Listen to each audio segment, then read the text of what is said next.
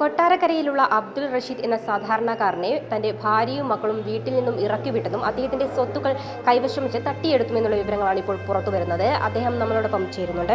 എൻ്റെ പ്രമാണം, വസ്തുക്കളെ, എൻ്റെ പാസ്പോർട്ട്, വിസ, ദുബൈയിൽ ഇപ്പോൾ എല്ലാം മോളും വരുമ്പോൾ ഞാൻ കെട്ടിച്ച് വിട്ടതല്ല, അവരടിച്ചോണ്ട് പോയി. എന്നെ കൊല്ലാൻ കുത്തി 5 നിന്ന് വിളിച്ചോടി എന്നെ കടാരിയും ഗ്യാസൂറ്റിയായിട്ട് വന്ന് എന്നെ കൊല്ലാൻ ഭാര്യയും അവക്കുള്ള കാമുകനും കൊണ്ട് വിളിച്ചു വരുത്തിയത് അവരെ. ഭാര്യയും കാമുകനും ഇത് 30 വർഷമായി ഞാൻ അനുഭവിച്ചുകൊണ്ടിരിക്കുക പേരിൽ. ഇപ്പോൾ എൻ്റെ മോൻ CA-കാരനായിരുന്നു, അവൻ്റെയും പരീക്ഷ തടഞ്ഞു നിർത്തി.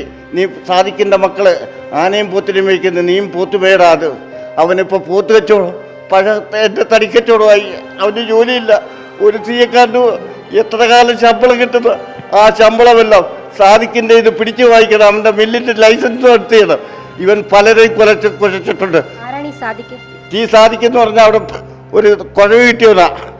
ബെഞ്ചമിന് കലത്തിനകത്ത് നാണയം ഇത് പഴയ തിരുമേനിമാർ കുഴിച്ചിട്ട് പിലാവ് തോണ്ടി കിട്ടിയതാ.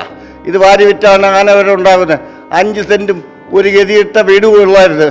ഇത് കുഴവ് കിട്ടിയതിന് പുറമാണ് ഇവൻ പണം പോലീസിന് സാധിച്ച് കെട്ടുകണക്കിന് കൊടുത്തുകൊണ്ട്. അതുകൊണ്ട് എൻ്റെ ഈ കേസ് 10 കൊല്ലം കൊണ്ട് പോലീസ് ചർച്ചയ്ക്ക് എടുക്കത്തേയില്ല. മുഖ്യമന്ത്രിക്ക് ഇപ്പോൾ കൊടുത്ത്, കേന്ദ്രമന്ത്രി അമിത്ഷായ്ക്ക് 3 കൊല്ലത്തിന് മുമ്പ് കൊടുത്ത്, DGP അനിൽകാന്തിനെ കാണാൻ തിരിച്ച് ഇമെയിൽ വായിച്ചു. പോലീസുകാരെ എന്നെ ചോദിച്ചു, കറുത്ത പൂച്ചയിലാണ് കൂടുത്തരം ചെയ്തത് അമിത്ഷായുടെ PA. ഞാൻ പിന്നെ ഒന്നും പറയാം. പിന്നെയും 2 പ്രാവശ്യം കേസ് കൊടുത്ത്. എന്തിനാ ഇത് തന്നേന്ന് ചോദിച്ചിട്ടില്ല.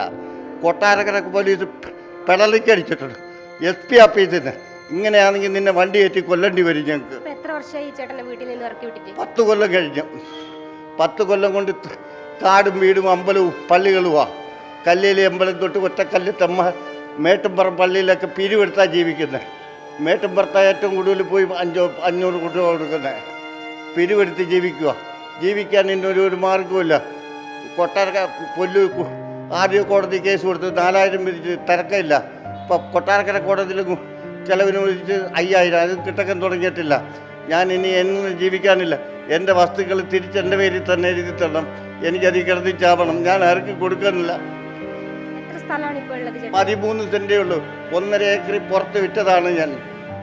93-ൽ ഒമാനിൽ പോയി ഒട്ടകത്തിന് മേച്ചുണ്ടാക്കിയ മുതല. ആര് മുതലല്ല, തന്തയുടെ അല്ല, തള്ളയുടെ അല്ല, മക്കളുടെ അല്ല.